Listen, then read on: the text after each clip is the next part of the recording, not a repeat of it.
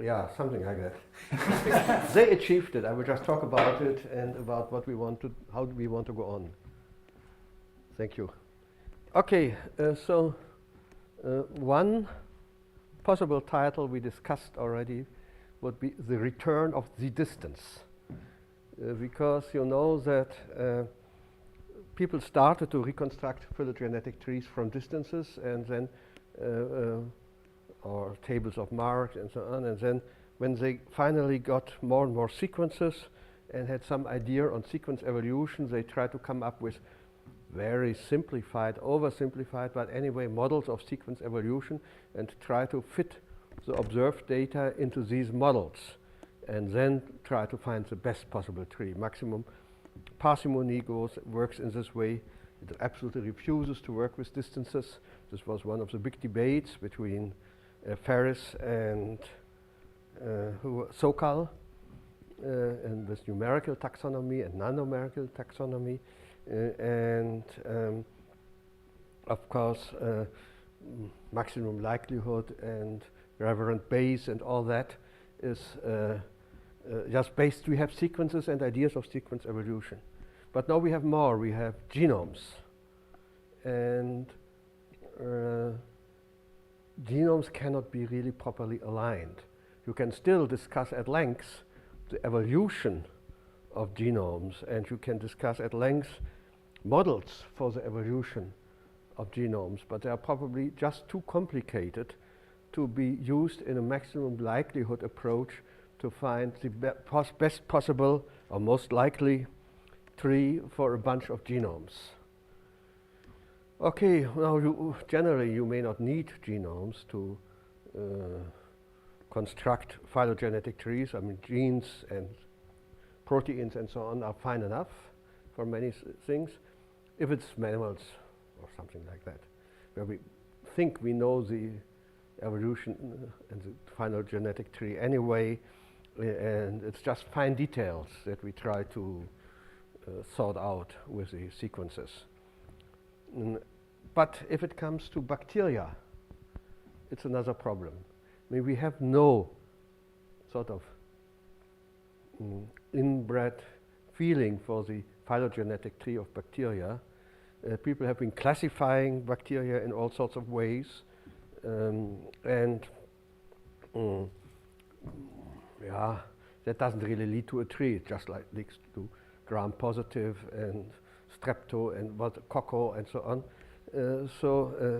Yes, there are classifications, but for a long time there were no good trees until Wöse in Urbana began to study the SSU trees, small subunit trees for ribosomal RNA.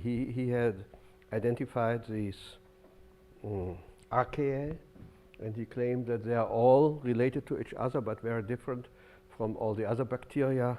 And to substantiate that, he used the small subunit of rRNA, ribosomal RNA, 16S RNA in particular, to reconstruct phylogenetic trees of bacteria and other living beings. I mean, after all, we all have 16S rRNA, so we could do this. And we got a tree, okay. Does not look too bad, but there was always a problem. And then you can also look within the bacteria and us at certain protein sequences. And then, but the trees were not really that concordant. So we got different trees, and nobody really worried much, because that's easily explained with horizontal gene transfer. In particular, if we think of bacteria, we really know that orgies are going on in the soil and in the ocean and so on. They exchange all their genetic material matter all the time. So it's no wonder that it's very difficult by just concentrating on one protein to identify the tree of you can find the tree of this protein within the bacterial world, but whether that has the gene tree has anything to do with the species tree is always open to debate. So the idea was, once we have genomes of bacteria, and we have genomes of bacteria, I think by now definitely several hundred, 400 or 500 or so or more. I mean, it gets getting larger every day.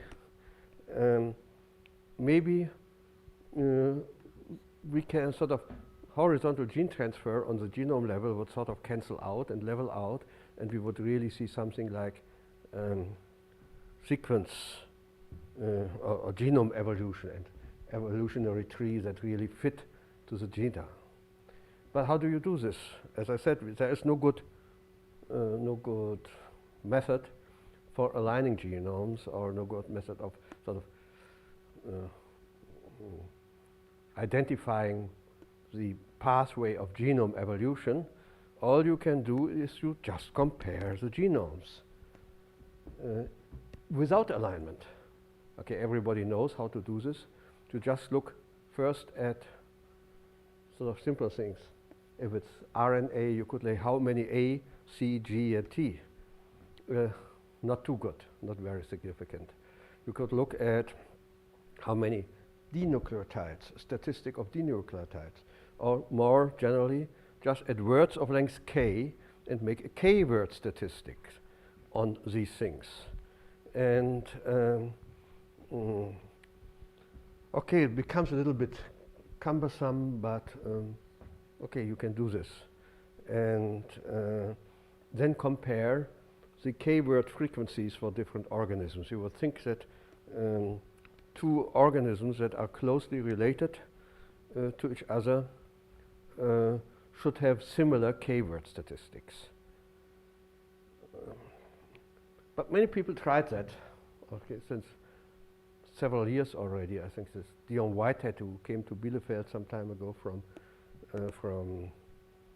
New Zealand, started to do this in his thesis and realized that you got something, but you got nothing that really looked convincing. And so there were papers on that, k-word statistics, but it was not really very convincing to anybody, not even to those who did this work. So there were other ways to compare genomes, to measure the similarity of one genome to the other. They were rather based on sort of complexity things. Given one genome of one species, can you compress the other genome? You can compress the other genome to a certain amount to represent it. So you try to compress it as much as you can by the relatives that you have the other genome. So if the other genome is absolutely identical to the given one, you only need sort of one word. You just say it's the same. If they are closely related, you would say some changes need to be made here and there. This has to be cut and made over there, and this has to be done over there.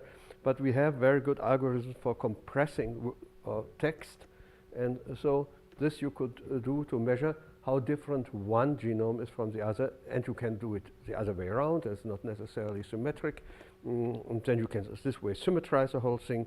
You get some data, and I still would hope that sooner or later this will, maybe already has, I'm not aware of this, this method, it has some potential.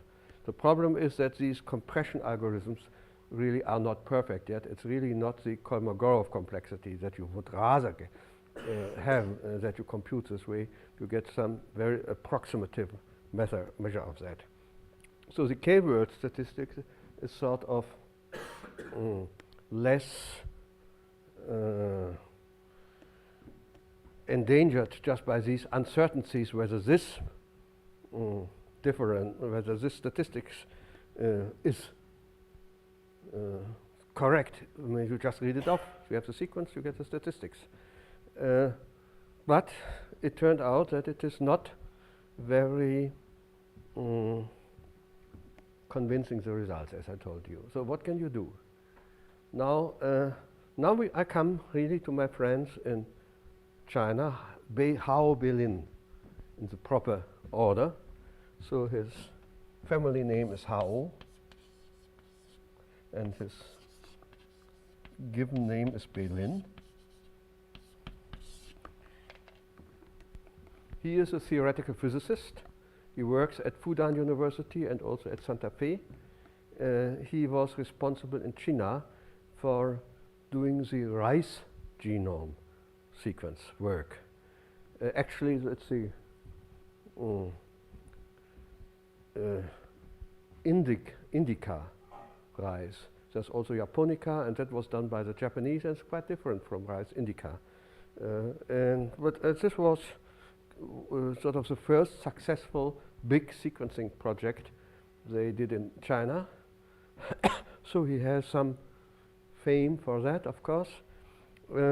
But he had just a simple idea, what can you do with these composition vectors? Composition vector means really just the vector of the frequencies of the various k-words. And he had the following idea. Rather than taking the measured frequencies, I compare for every k-word, say every 6 word, I can measure its frequency. I can also measure for every 5 word and for every 4 word its frequencies. And there is a simple formula that would allow me here is a 6 word. If I know the frequency of the first 5 letters and the frequency of the last 5 letters and the frequency of the middle term, I can sort of make a good guess for the expected frequency of the whole word. It's not just very simple formula. It's a quotient of these frequencies. Okay, you make some assumptions. The assumption you make is that sort of the probability given this, that this extends by this is the same as given the whole thing and we extend it by n. So that that's sort of the probability of having this extended by this doesn't really depend on the very last letter on the other side. It's only the first 4 letters that really decide, or the first 5 letters that decide, and so on. So you make such an assumption, independence assumption of a very weak nature, and then you can compute these probabilities, or these expected probabilities, and now you are in a good situation. You have expected probabilities, you have observed probabilities, and you can compare these two, and by taking quotients of the one and the other. And so this gives a sort of new form of composition vector. Again, for every 6 tuple, you get another, you get some real number, and you get therefore a composition vector for every 6 tuple. But this is very different from the one you get by just naive frequency counting.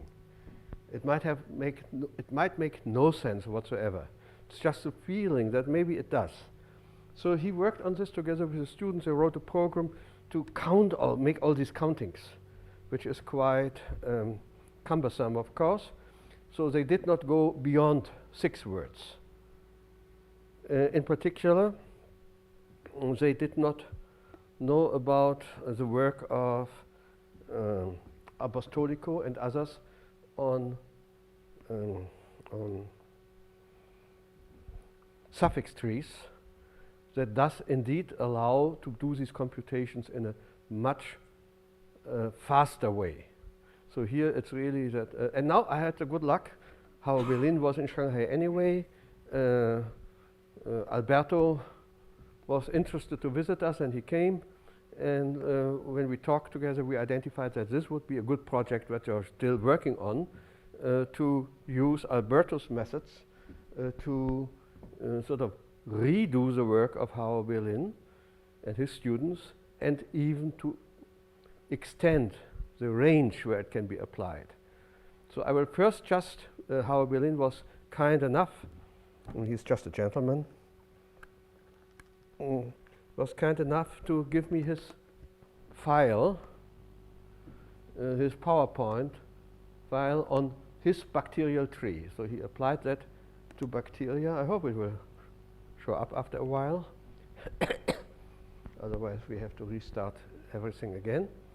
And I modified that a little bit, simplified, just not having to say too much. And then I will, after having done this, tell a little bit, if there's time left, on the current ongoing work with Alberto and how suffix trees come into this picture. Does it do anything?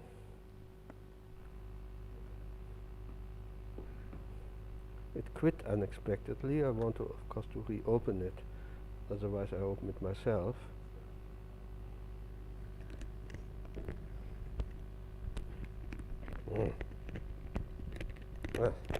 Okay, if I have this on, I cannot use my glasses.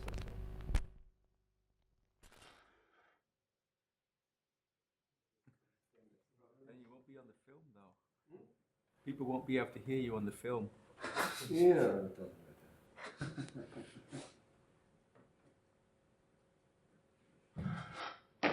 Why can't I get rid of this at all? Just do cancel. Cancel. Yes, cancel. Get rid of that. Microsoft. That sounds good. So let's start the whole thing again. And, so these really are files by Hao Bailin. I just steal it here, but with his permission.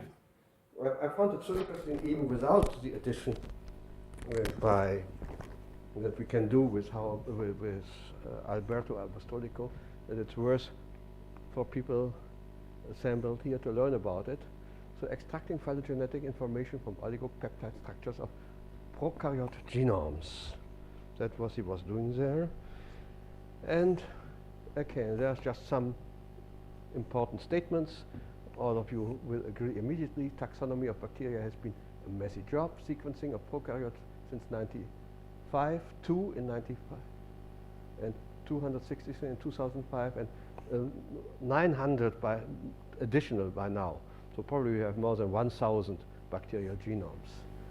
So with, as I said already, Carl Wöse and co-workers had some success to create a bacterial phylogeny by using 16S rRNA, so the small subunit based trees. But then there was a debate on lateral gene transfer. Probably, we don't even know with these small subunit rRNA whether they have been transferred laterally, but really proteins, of course, are being transferred laterally, so it's a problem, LGT they call it. But the good thing is, if you do bacteriology, there is this handbook, Berge's Manual of Systematic Bacteriology, which sort of tells you what you should get. I mean, if you get something else, maybe they are wrong and you are right, but it would be much better if it somehow corresponds. Well, so classification of prokaryotes, a long-standing problem. Clear there are too few features: morphology, spherical, rod shape, metabolism, aerobic, anaerobic, photosynthetic, and so on. Gram staining, positive or negative. It's just a two-way classification. And then there was a small subunit rRNA trees, the SSU trees. So these are ancient conserved sequences of about 1500 kb. No, 1500 B, not K. That's 1.5 kb. Discovery of the 3 domains of life, you could really see this, and what Wöse was particularly happy with, that the archaea really came very different from eukarya, and support of endosymbiotic origin of mitochondria and chloroplasts. That was also very evident. Once people saw these sequences, it was very clear. So it was a good way to do it. So the SSU rRNA tree of life was a big progress in molecular phylogeny of prokaryotes, as evidenced by the history of Berge's Manual. That was also rewritten then, to some extent. I mean, that's all. The first edition appeared 1623, and there were more editions. The 9th appeared in 1994. Now it's also all on internet, and then they came up with systematic bacteriology, and now it has 5 volumes. We don't know when the 5th volume will be on. It's online, taxonomic outline of prokaryotes, and so on. So much work has been going on this, and if you try to interfere with that, you better learn what other people have done already. And now with the complete bacterial genomes that appeared since 1995, there were, of course, the expectation that we would get more support for the SSU RNA tree and get some more further details, more hints on taxonomic revision if necessary. This was the hope. But then there was some confusion by the hyperthermophiles. We didn't know really where they go, and then people came up with these very sexy titles. Genome data shake tree of life. Is a time to uproot the tree of life, and for Doolittle, of course, did not think a moment whether it is time to do so. He just did it.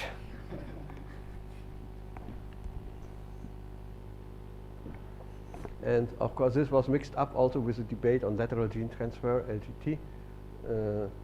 So some people say that 17% in Escherichia coli has come to this organism by LGT.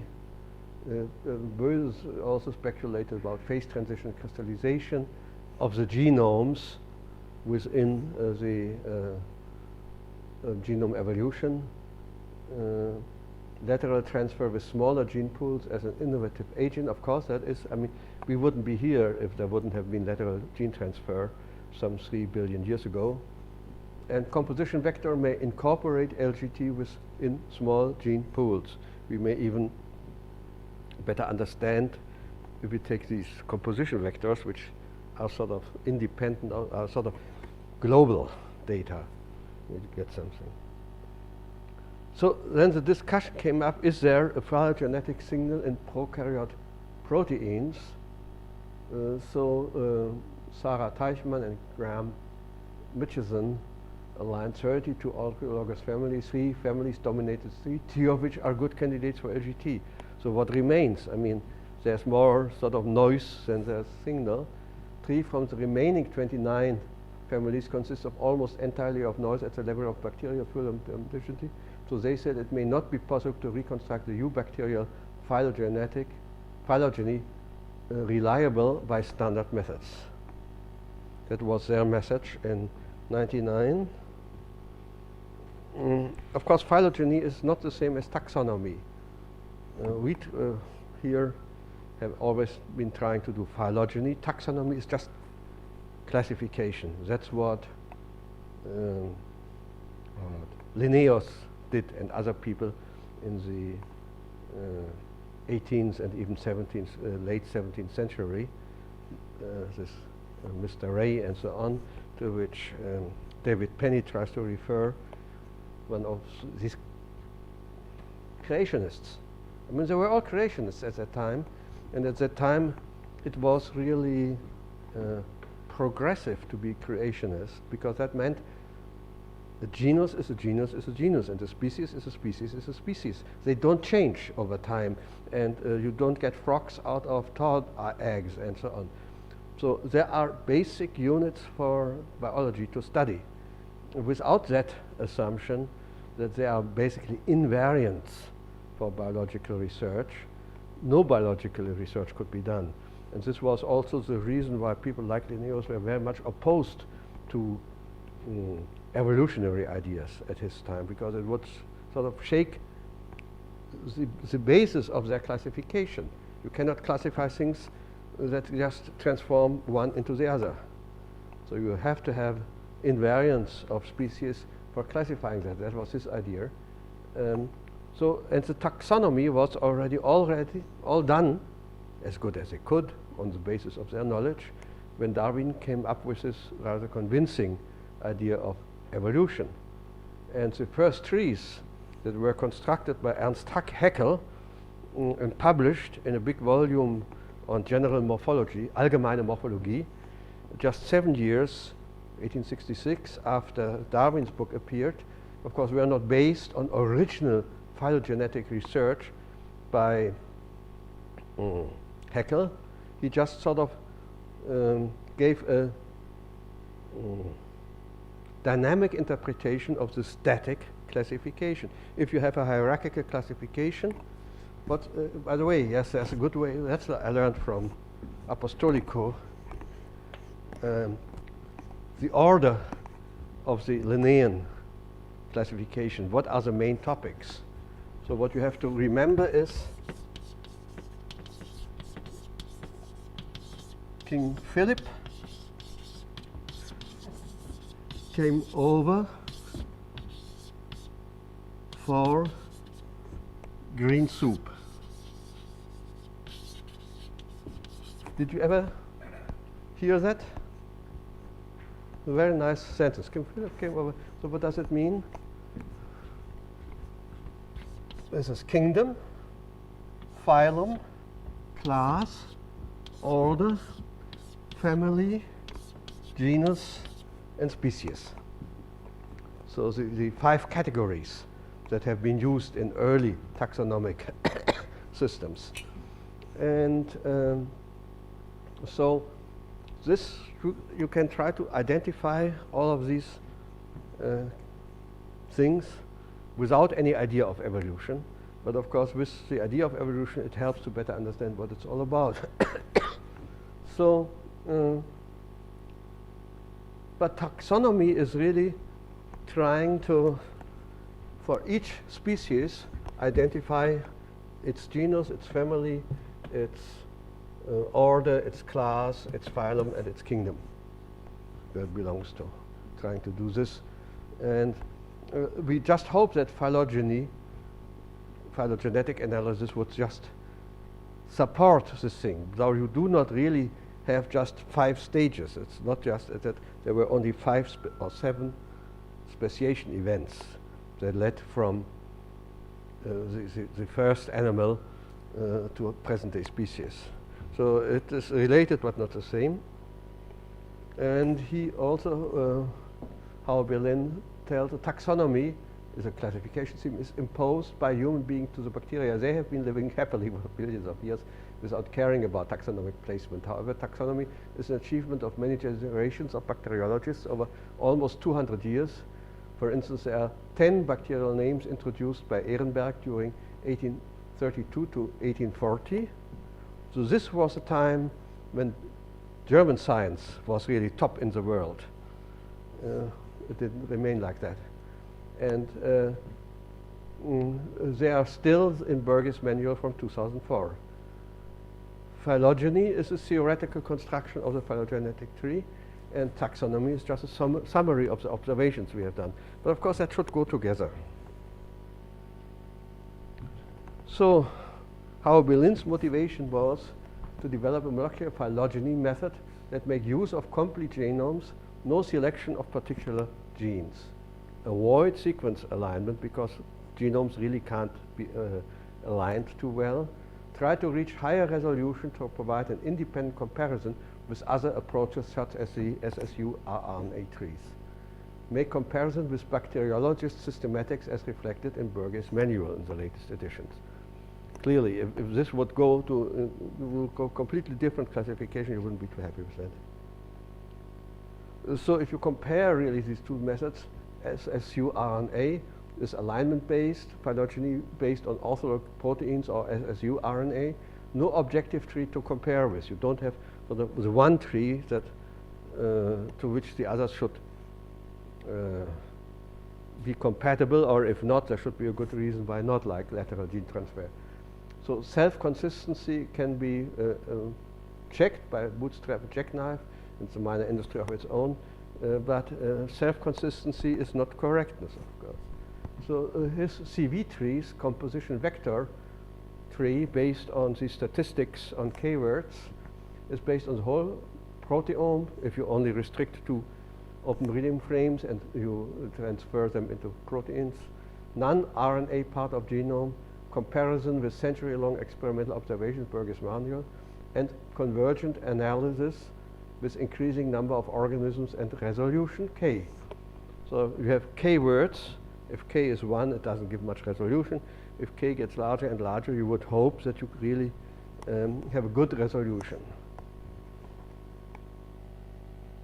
So, okay, composition vectors, I think I don't have to explain to you. If this is a nucleotide sequence, then clearly AA appears twice, AT appears one, AC doesn't appear at all, and so on.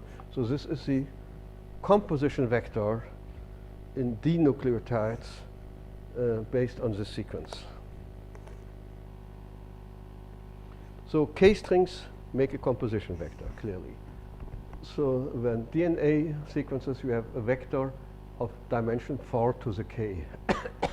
So 4 to the 6, if K is 6, this is 2 to the 12, this is 5,000, something like that, 4,000. Protein sequence, a vector of dimension 20 to the K, so that's a bit larger, but computers can do it. Given a genomic or protein sequence, a unique composition vector can be derived. There's no approximative sort of manipulating the data. And the converse is an interesting problem in theory of languages, formal languages. Given a vector, how many sequences will it support? That's a problem that has been discussed much, and the part of that is also closely related to what you did at Celera. You have only fractions. Of course, you have K 200, 300, 500, and so on of a sequence, and from this you want to reconstruct the whole genome by overlapping and so on. So if K is big enough, there should really be a unique reconstruction, at least generically. Connection with a number of Eulerian loops, that's how you do it. So, and Hao Bailin's webpage, you can find more on that. So it's just an interesting problem of its own, with some purely mathematical aspects that are really belong to the theory of formal languages, are important in sequencing. I mean, that's why Hao also got interested. After all, he wanted to do the rice genome, so he needed this thing anyway. So now the key improvement, subtraction of random background. I told you already about that. Mutation took place randomly at molecular level. Selection shaped the direction of evolution. Okay, everybody will agree to that. Many neutral mutations remain as random background. At single amino acid level, protein sequences are quite close to random, highlighting the role of selection by subtraction of a random background. What does that mean? The random background is these expected probabilities that you see. Or rather, as we take sequences later, quotients later, you could say the logarithm of those. Then you can just subtract the observed probabilities that you really see. Or from the observed probabilities, you can or the logs of that, you can subtract the expected thing, and you can say the expected thing is somehow the random background. That was his idea. I mean, after all, he's a theoretical physicist, so this comes very natural to him. So frequency and probability, clearly. A sequence of length L, if you have a K string, alpha 1, how many K strings do you have? Of course, L minus K plus 1, if you are very precise. Frequencies of appearance, F alpha 1. You can just count how often does a certain K string appear, and then the probability of this to appear is just this, divided by the number of all K sequences. Absolutely elementary. So now joint probability versus conditional probability. Okay, the probability of seeing this thing is, of course, the probability of seeing this thing with the probability of, given this is extended by alpha K. I mean, now, yes, we should say that's Bayesian. Then everybody will be happy, because nowadays, if you don't do anything Bayesian, you do not do science, according to certain colleagues. So we can say, now we are doing something Bayesian. But you can say, okay, you still keep this, but you assume that these two numbers are the same. The probability, sort of the probability of seeing K at the last letter in a word of length K minus 1 and the probability of seeing alpha k as the last letter of the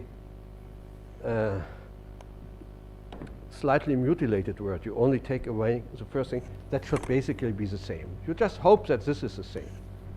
And you can actually check it if you have data. You can check whether this is actually true, but it seems to be a good idea. And so now this, what we do not really want to know, we can replace it by this. And of course, this thing is just the same as this divided by this. This is base again. Poor Reverend Base.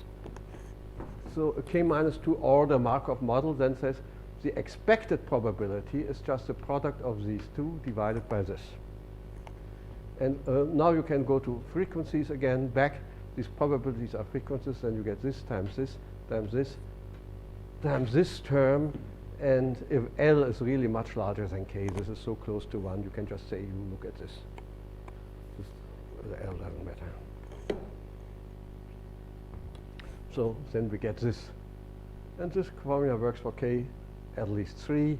For K equal 1, you get all the NID model, no subtraction at all. If K equal 1, yes, there's nothing here. And for K equal 2, you get what Carlin calls the genomic signature. Of course, we want to go to larger K. And now you compare not really the observed composition vectors, but the computed vectors of comparing the observed probability with the expected probability based on what you know for smaller sequences. So at that time, now of course he has redone it with many more species. He has 21 archaea, 193 bacteria, and 8 eukarya to do this work. And there's a tree. Okay. Somewhere here are the eukaryotes. I guess you archaea. I think we are somewhere here. Here are the archaea. So we are not so far. And here are all the bacteria. And so all these groups, alpha, epsilon, protobacteria, beta, gamma, and so on, they have been identified already in this manual, Begi's manual. So you'll see that this tree really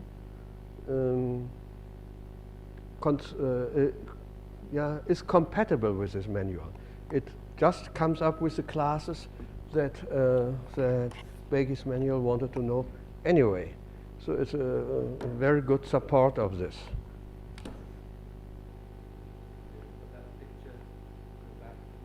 The big clades come out, but for example, you've got the delta proteobacteria to the like 8 o'clock, and wouldn't that come out with the other proteobacteria?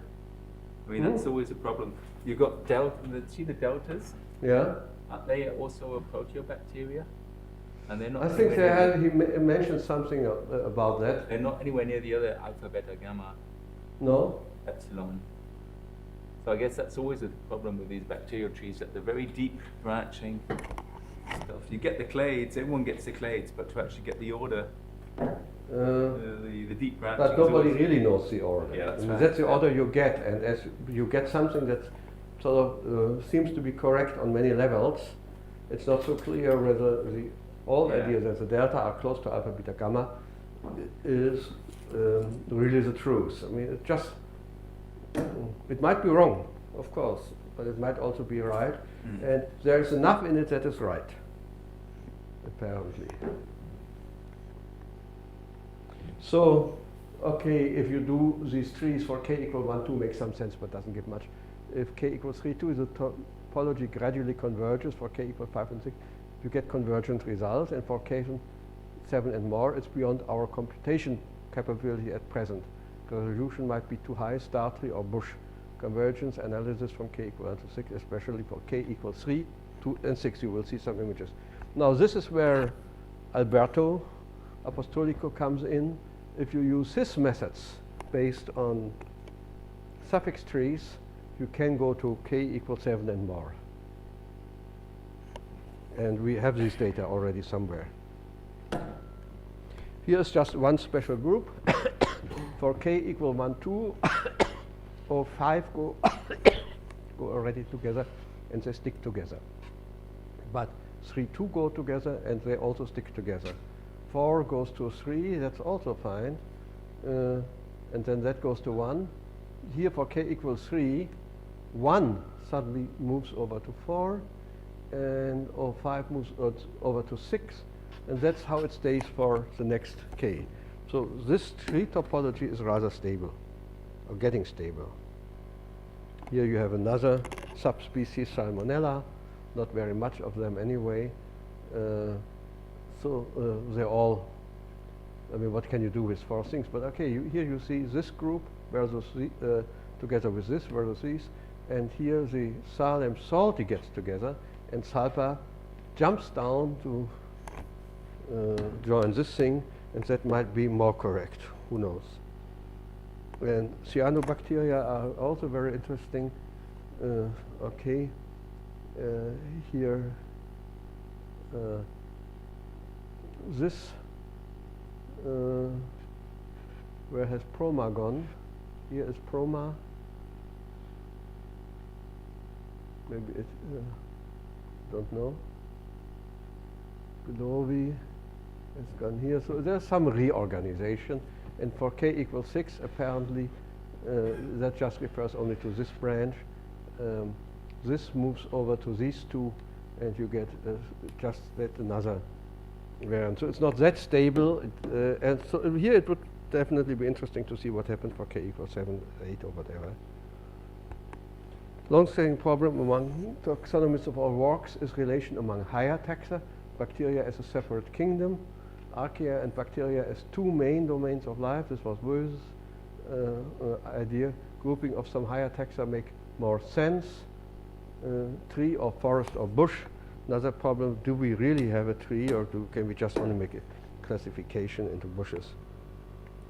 So now if you compare this composition vector tree with the 16S RNA tree, then Oceanobacillus appeared in B13 on their tree, while it was listed in B12 in Berge's outline 2002, but it has been moved to B13. So some little change that they discovered with their method, or detected, whether it's true or not, they detected it actually for other good reasons apparently, was later again also done in Berge's manual.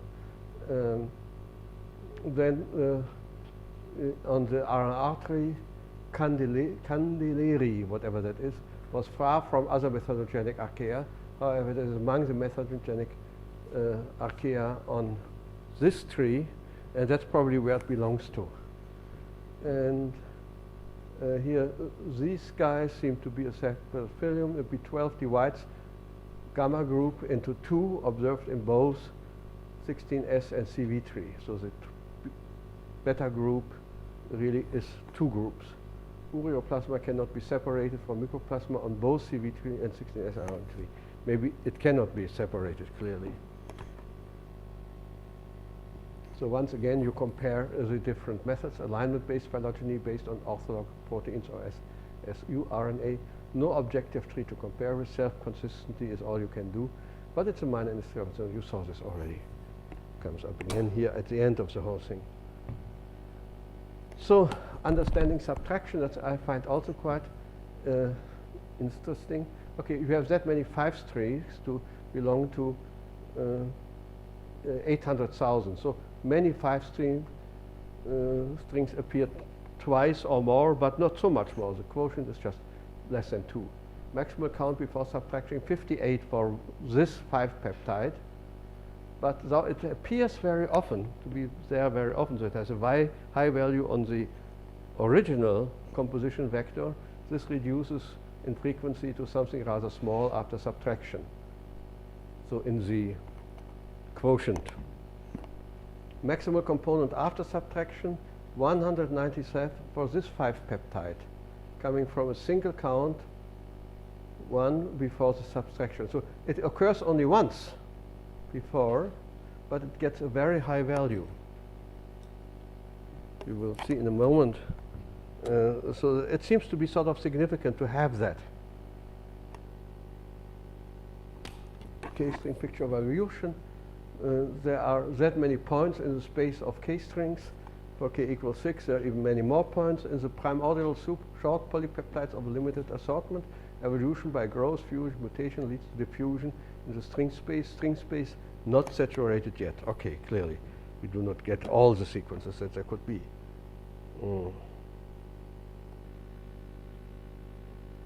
So we had this string that was reduced to 0.6, so it appeared 113 times. So the first var 130 times. This quite often, and this also quite often.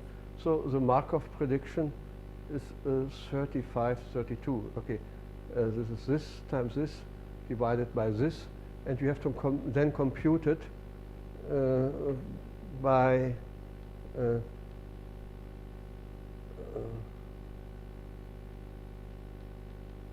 so this is by which you divide, and this is this is the expected probability, this is the observed probability, or something like that, and you get this 0.6. While this thing appears only once. This thing appears only once, this thing appears only once, this thing appears 198 times. So then you get a very high number here, because you divide, you take this and then you take the inverse sort of, and 1 minus this, and you get very close to a large number. So what does that mean? It means the AMS, American Mathematical Society, is everywhere, or happens very often. But this extension is very rare, and this extension of AMS is very rare. But they come together. You see one extension only in a 5 string where you also see the other one. Both 4 substrings are very common, are very rare.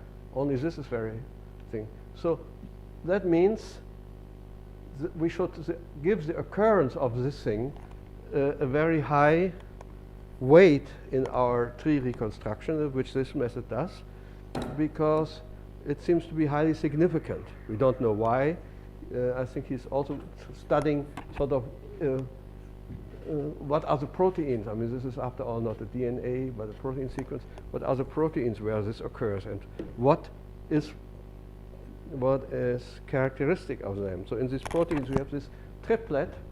You have this extension, you have this extension. So what is the 3D structure of these proteins? Problems that need to be studied now, and I think somebody does it.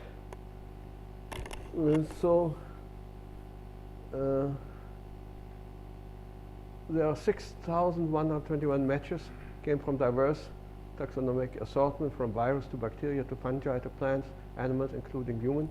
In the parlance of classic cladistics, GKSTL contributes to plesiomorphic characters that should be eliminated in a strict phylogeny. The subtraction procedure did the job. So it is probably the occurrence of this 5 string is not characteristic for a phylum or a class or an order or a family. It's just everywhere. So it is plesiomorph. But there are 15 exact matches of this thing, and one is an eukaryotic protein, 4 matches, the same protein from virus, and 10 matches from prokaryotes, among which are 3 from Shigella and E. coli and 3 from Salmonella. That's where it occurs. So it's characteristic for prokaryotes, and with an A in addition, it's here and here. It's characteristic for enterobacteria. So that's why giving it a high weight, which this method automatically does, you can really identify then the correct families and clades. Yeah, I think we don't need this now. The problem of uniqueness, yeah. So here are just a number of other people he had been working with. And if you want to have the file, you can have it later. The Phylogenetics has metaxonomy. The tree of life is saved. So that's the important message. So we don't have to uproot it. It really comes out nicely if you use a proper analytic method. There's phylogenetic information in the prokaryotic proteomes and time to work on molecular definition of taxa. So that's Hao Bailin's, thank you, not mine. And I think it is definitely worth for people working in phylogeny to get a glimpse of this new method. Of course, he was not one of the mafia of phylogeneticists when he did this work. So he had problems to get this work published. People said, no, that's not the way we do it. Can't publish this. Finally, I think he had to fight for 2 or 3 years. So he's member of the Academy of the China and so on. Still people refuse to publish this work, which I do not understand at all. So that's why I think all these groups of editors are sort of represent various mafias who just defend their own claims and do not want anybody else to intermingle. Now, luckily, he is about my age, so he didn't really care much. He knew it was good work, so he finally found some way to publish it. But it is still amazing that I found it useful to present this work here, because it's not yet published. It's published somewhere, but not too many people have heard of that.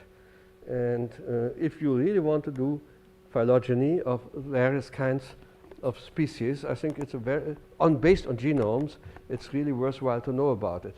He's now working on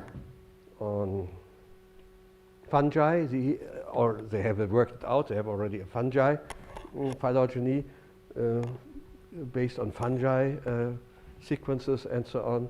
So it's not yet a little industry, but I guess it's soon to become a little industry. I would like to say a few last words. I have 5 more minutes? 6 more minutes. Okay. So can we get this up? No. Apparently nobody can.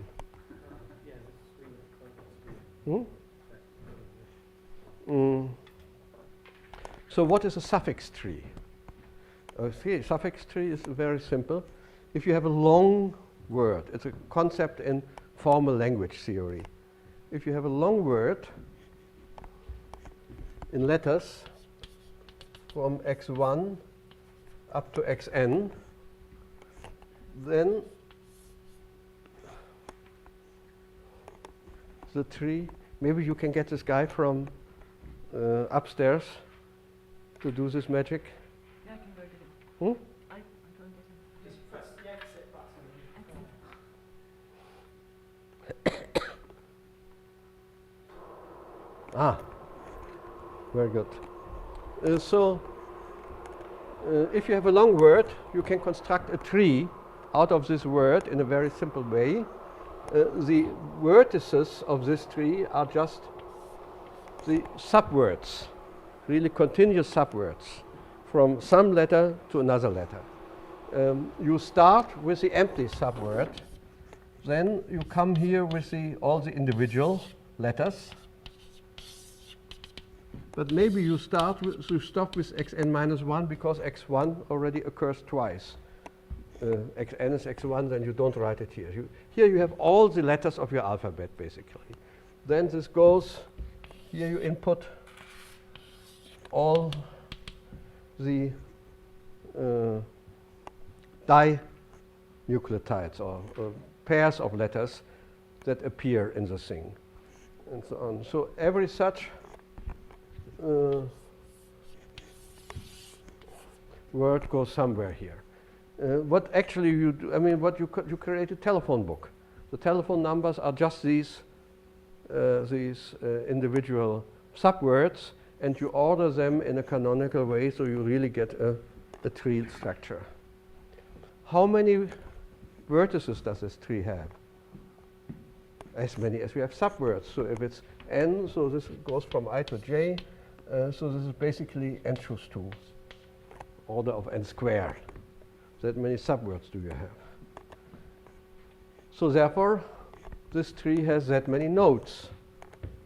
How many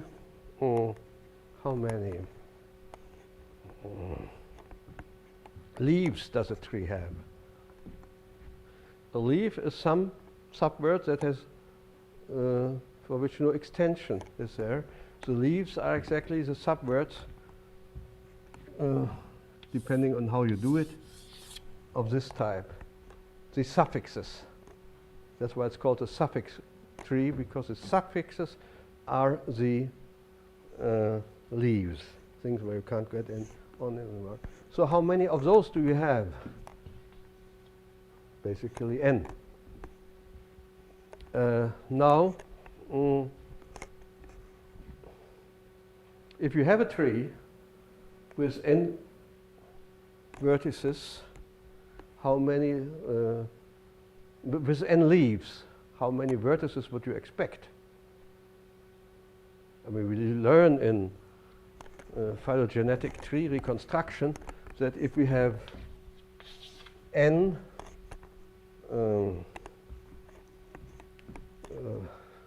leaves, then the tree cannot contain more than something like approximately n, I think n minus 3 or so, vertices. And here we have that many. Why? How can this come? Now here, phylogenetic trees, where we have this nice formula that there are not too many of those, they are on purpose trees that do not have unlabeled vertices of degree 2. They're just thrown away. That's one of the important conditions if you look at any textbook on phylogenetic analysis of what is an X tree, is a tree with certain properties and without unlabeled vertices of degree 2. And if you look at the formula by which to then prove that the number of vertices is of order n, really makes use of this fact. Because you could always arbitrarily many vertices of degree 2 you can always put in.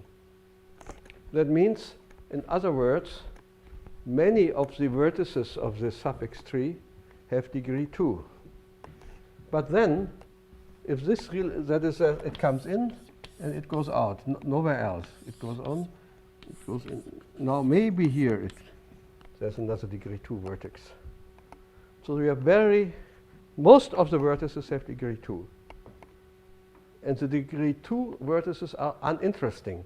If you do an analysis of your data, you can actually almost throw them away. Or you can design algorithms that doesn't need to look at them. So instead of an n square problem, you have an n problem if you do the analysis of subwords based on this idea. That's the main, the key observation in this context, that trees, suffix trees must have many uninteresting vertices. So that's why Alberto developed this theory of surprisology. So what is a surprise? A surprise is such a point in the suffix tree where you have 2, at least, of degree 3. You have at least 2 follow-up subwords. This is interesting. Everything else is not very interesting. And he developed methods for all the interesting words. For instance, he can easily compute, okay, that's part of the business, that's not automatically clear, but for many parameters, like the one, this Hao Bailin's fraction of expected and observed probabilities can be computed just for those without doing computation for the in-between nodes. So therefore, one can, with his method, one can really look at all k-words. If you want to compare 2 bacteria, you just, first of all, you construct the tree for the concatenation of the 2 bacteria. I mean, if it's then, it was n, then it's 2n, and still remains 2n. It's only a constant, not it doesn't grow by the square. There is, this can all be computed. And we are now, I mean, I think we are still in the process of trying to really align the results of Hao Bailin with the results the group in Georgia Tech or Padua is deriving. But now the data seem to be, the trees are the same, the numbers are not quite the same. There are still some problems. Problems are partly what do you do with overlapping things and so on. If you have a protein, then you should not count beyond it. There comes the next protein, but that's something else. So technical problems that always come up in such analysis. But basically, we are at the stage where we get the same thing for what had been computed by Hao Bailin, and we can now go beyond what he did compute, which he could not do with his methods. So this, I think, is so it's a quite a promising direction for further work. What I think is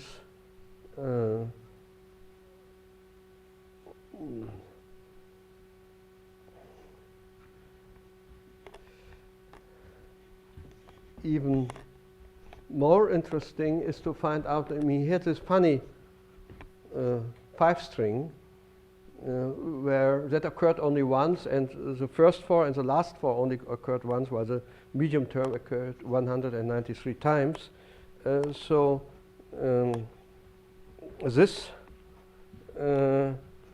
Such phenomena can now be studied even over the whole genome and for just all kinds of strings, not just 5 strings because we look at 5 strings or 6 strings because we look at 6 strings. And that might again then identify certain proteins that might be have a particular evolutionary history that could be interesting. So we get maybe some information on protein structure just from this kind of thing. So that's another way to extend this. Yeah. Okay, I think if there are any questions.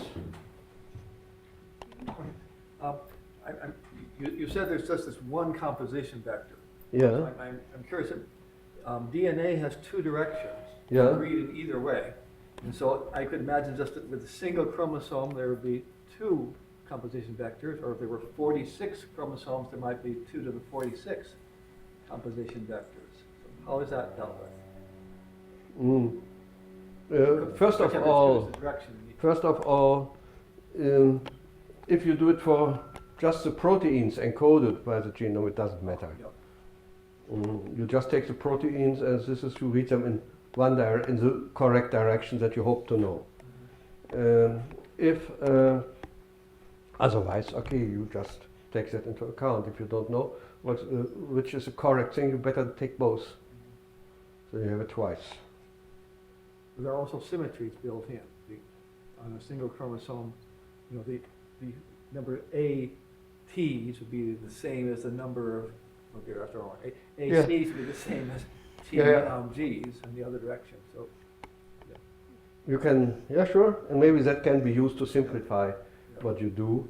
But even if you don't simplify, it's not that.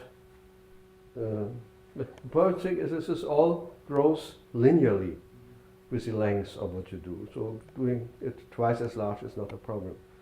If it would grow exponentially, you would have to stop soon.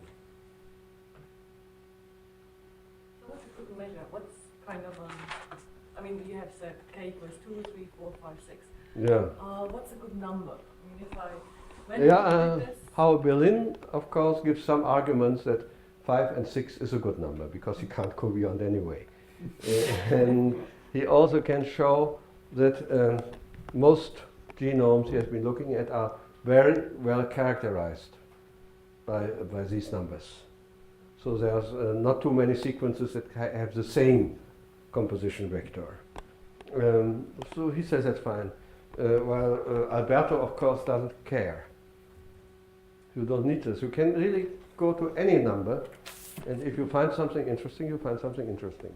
And can I think of it as a hierarchy of structures I get out? Yeah, for if you stick to K. So I was wondering whether if I vary K, whether I get a hierarchy of. No, you don't. You don't get better and better resolution. I would not necessarily call this a hierarchy. You probably get better and better resolution, but Hao Bailin was afraid that if you go higher, the trees you would get would become bushes. Well, that might be so, that might not be so. It was a good argument for him not going higher, but now we can go higher, so we will do this, of course. What was the reason why it might be bushes? What, did he have a reason for expecting bushes as you went to 7, say? I have no idea. Do you know what the relationship is between Berge's manual and the NCBI taxonomy? Are they NC? the NCBI taxonomy? No. So I would hope that the NCBI taxonomy follows Berge's Yeah. manual, because that's a tree of 390,000 taxa at the moment, which is supposed to accompany. That's all That's what's in the taxa, that's not just the bacteria. bacteria. But in metagenomics, we use the NCBI taxonomy to analyze data sets, and I was wondering whether for bacteria it would be better to use Berge's manual. I mean, because that's Could be so. I mean, after all, with the work of this guy from Germany from the early 19th century, there has been work on that now for more than 150 years. So assuming that at least every second of the scholars working on it was a good scholar, so it's worth to take account of that. I have a question about King Philip and so on. So all these different terms, kingdom, phylum, class, order, are they just different levels of classification, or is there are they defined in some way? Like, can you say a family is? No. It's just levels of classification. There's no. As I see it, of course they are chosen in biology so that they make sense biologically. Yeah. But now if species do not do it, then you have subspecies. Yeah. So, and if so it's really historic in and a way. order and so on. It's basically, it comes from history. It reflects a lot of scholarly knowledge that people had when they came up with this. But I think for plants it's even more difficult to know. So how many levels do you really have? This is recently some people said maybe it's important to know how isolated a certain species is. That is, how far do you have to go up in the phylogenetic tree before you come to a speciation event? That's a called isolation index. Then I recall that the giraffe was quite isolated until the okapi was found. So now suddenly here somewhere it diverged, and here is the giraffe, but then it split into okapi and giraffe very recently, so now it's not isolated anymore. So this is, I think, not a good concept, this thing, because you need to know exactly what a species is, and nobody knows. There's no good definition of a species, and therefore and that's what we would hope at first, and there's even less good difference. At least for species, people sometimes try this if they can have common offspring. They are members of the same species. But then there were these birds living around the Arctic Circle where they could mate with each other, with their neighbors here and here and here and here and here, but not anymore here. So going around, the species, the subspecies became too distinct. So that makes, so you get a graph. If you say they can mate with each other, then on organisms you get a graph. But this is not necessarily sort of transitive. And you can make it transitive, then you get a species. But you really are on very shaky grounds. But there's something I want to say still, is these trees that you saw one tree and the subtrees there, are all constructed based on these data that he computed using neighbor joining. What else? Okay, that's NeighborNet could have been it. Hmm? We could use NeighborNet. That's what I want you to do. you take the frequency spectrum for all the K-mers, and then you boil that down to a taxa to taxa distance. And then Yeah. you measure it. Yeah. And his method is it when coming up with that distance? They take the cosine of these vectors. Something. This is very, very standard. And I really would like to use neighbor net or QNet or whatever, some of the other methods that do not necessarily construct a tree. Then you see maybe some of the signals that are still there, and maybe you can also then understand why Bergi's manual put these together here, while here they are put together here. Maybe they really are sort of related to each other in a non-tree-like way. So there's not a single tree you can draw that keeps track of all these relationships.